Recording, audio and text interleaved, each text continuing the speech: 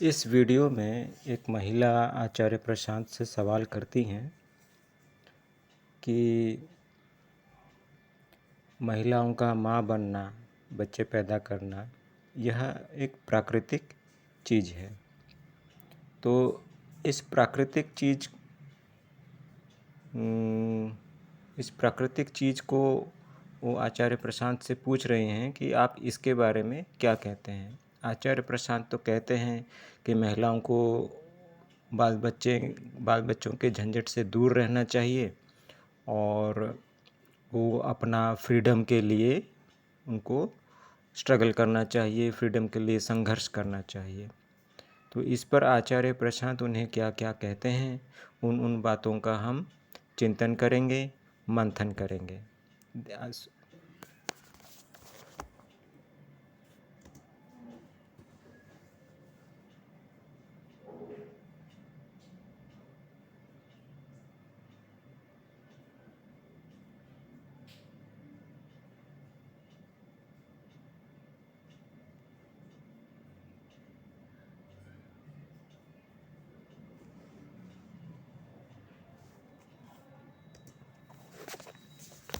आचार्य प्रशांत कह रहे हैं कि प्रकृति के कोई नियम नहीं होते हैं, प्रकृति की प्रक्रियाएं होती हैं।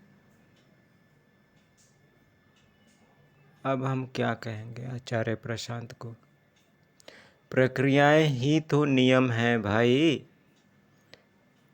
प्रक्रियाएं स्टेप बाय स्टेप वो होते हैं, तो स्टेप बाय स्टेप होना क्या वो नियम नहीं है? बिना नियम के प्रक्रिया हो सकती है? कभी कभी नहीं हो सकती। हर प्रक्रिया के पीछे एक नियम है। तो प्रकृति का जो भी प्रक्रिया है वो उस नियम से ही चल रहा है। तो आचार्य प्रशांत का जो कहना है कि प्रकृति के नियम नहीं होते हैं, वो गलत है। प्रकृति के नियम होते हैं। और वो जो कह रहे हैं कि प्रकृति के प्रक्रियाएं होते हैं, हाँ, प्रक्रियाएं होते हैं, उन नियमों पर आधारित वो प्रक्रियाएं हैं। तो प्रक्रियाएं और नियम अलग अलग नहीं हैं। ये आचार्य प्रशांत को समझना चाहिए। आगे सुनते हैं।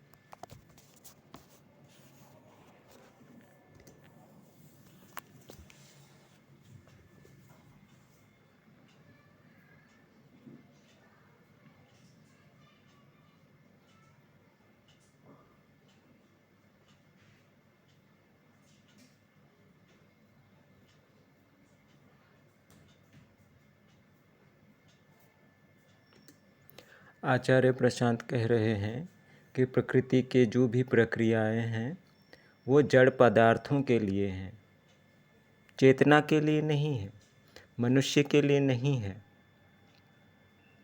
आचार्य प्रशांत को समझना चाहिए कि मनुष्यों के लिए भी प्रकृति ने नियम बनाए हैं, और मनुष्यों के मन के लिए नियम बनाया गया है, मनुष्य के आत्मा के लिए नियम बनाया गया है, प्रकृति ने बना के रखा हुआ है।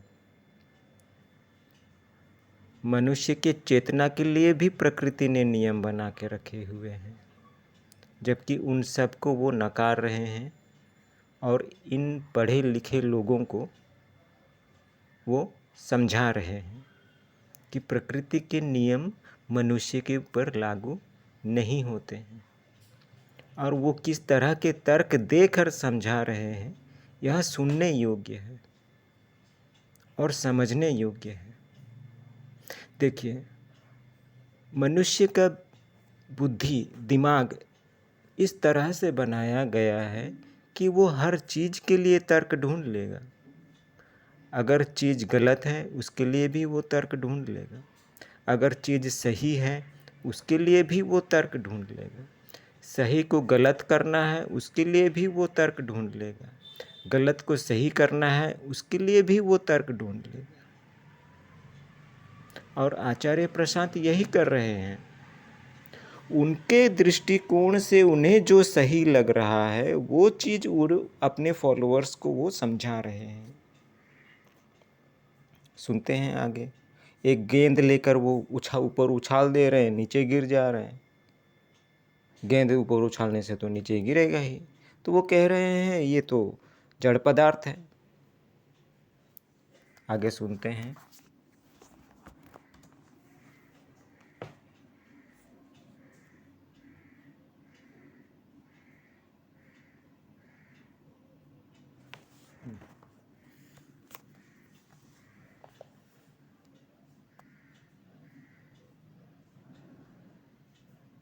हाँ, आचार्य प्रशांत कह रहे हैं कि आपके चेतना पर कोई नियम लागू नहीं हो सकता है, जबकि प्रकृति के नियम चेतना के लिए भी हैं।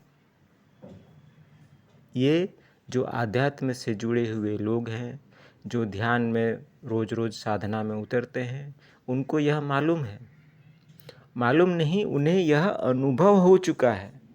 जिन्हें अनुभव हो जाएगा वो उस चीज़ को मानने में उसको दिक्कत नहीं आएगी, और जिसे अनुभव नहीं हुआ है वो नहीं मान पाएगा, और मान नहीं पाएगा, और उस चीज़ को वो अंधविश्वास ही कहेगा, उस चीज़ को वो नीच कहेगा, गलत कहेगा। जैसे आचार्य प्रशांत वो कह रहे हैं यह चीज़ गलत है, यह चीज़ नीच है, यह चीज़ निकृष्ट है, यह निंदनीय है, ये सब कह रहे हैं। जबकि देखिए, वो निंदनीय है, निकृष्ट है, गलत है, वो आचार्य प्रशांत के दृष्टिकोण से गलत है। वो किसी और के दृष्टिकोण से देखा चाहे तो उसके परिस्थिति के हिसाब से वो उसे देखेगा तो उसे वो चीज़ सही लगेगा। तो तात्पर्य यही है कि इस दुनिया में कुछ भी सही या गलत नहीं है। आप किसी भी चीज़ को सही या गलत डिफाइन नहीं कर सकते। किस लिए नहीं कर सकते? देश काल परिस्थिति के हिसाब से जो चीज़ आज गलत है कल वो सही हो जाती है, और जो चीज़ आज सही है वो कल गलत हो जाती है। और देश काल परिस्थिति अपने स्वार्थ के हिसाब से जो चीज़ हमें सही लग रहा है वो दूसरे को गलत लग सकता है, और जो चीज़ दूसरे को सही लग रहा है वो हमें गलत लग सकता है। तो इसमें सही और गलत की कोई प्रश्न ही नहीं है।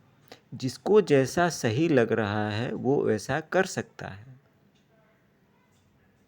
जबकि आचार्य प्रशांत यहाँ उन्हें कह रहे हैं कि प्रकृति के नियम मनुष्य पर, मनुष्य की चेतना पर लागू नहीं है। यह बिल्कुल ही मेरे दृष्टिकोण से गलत है। वो उनके दृष्टिकोण से वो उनके दृष्टिकोण से कह रहे हैं, मैं अपने दृष्टिकोण से कह रहा हूँ। आप जो यह सुन रहे हैं, आज मेरे को सुन रहे हैं, कल आचार्य प्रशांत को भी सुनेंगे। दोनों को सुनकर आप विचार करके आपका एक दृष्टिकोण बनेगा। उसमें आप फैसला करेंगे कि आचार्य प्रशांत सही हैं या हम सही हैं।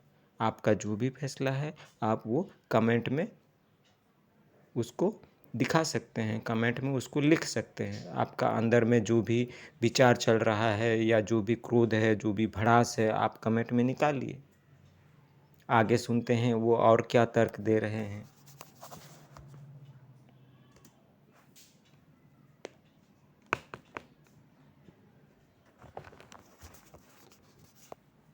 हाँ, वो कह रहे हैं प्रकृति के नियमों का पालन करना है तो आपने कपड़े क्यों पहन रखे हैं। हाँ, और कुछ बोल रहे हैं।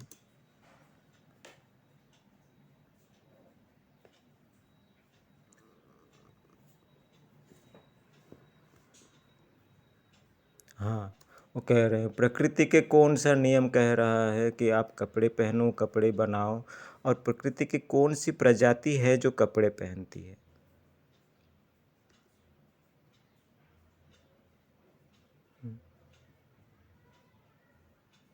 हाँ, हाँ, हाँ, हाँ, हाँ। प्रकृति ने महिला को गर्भाशय दिया है तो इसका मतलब यही है कि महिला वो बच्चे पैदा करने के लिए ही बनी है, ऐसा कह रहे हैं प्रशांत। जबकि यही सच बात है। प्रकृति ने महिलाओं को किस लिए बनाया है?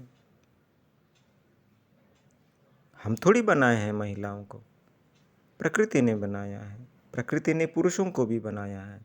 प्रकृति ने आचार्य प्रशांत को भी बनाया है। जो महिला सवाल कर रही है, प्रकृति ने उस महिला को भी बनाया है। और उस महिला को उसने गर्भाशय क्यों दिया है? मिसयूज करने के लिए दिया है? आप मुझे कमेंट में बताइए कि प्रकृति ने महिलाओं को गर्भाशय किस लिए दिया है? मिसयूज करने के लिए तो नहीं दिया है, या फिर गर्भाशय को काट कर फेंक, ऑपरेशन करके काट के निकाल देने के लिए तो नहीं दिया है। तो जिस चीज़ के लिए प्रकृति ने आपको दिया है वह चीज़ आप नहीं करेंगे तो प्रकृति तो आपको सजा देगी ना। और वो प्रकृति से आपको सजा देगी, वो प्रकृति के ढंग से सजा देगी। और उसका आभास भी महिलाओं को नहीं हो पाएगा कि मेरे इस गलती के कारण प्रकृति मेरे को सजा दे रही है। आगे सुनते हैं प्रशांत क्या कह रहे हैं।